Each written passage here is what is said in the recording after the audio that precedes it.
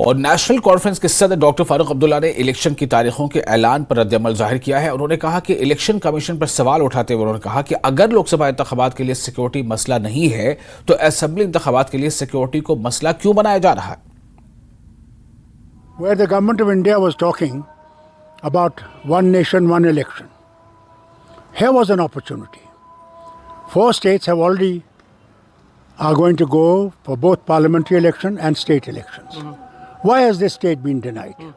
Here, not only National Conference, BJP, every other party that went before the Election Commission requested them that please hold state elections also.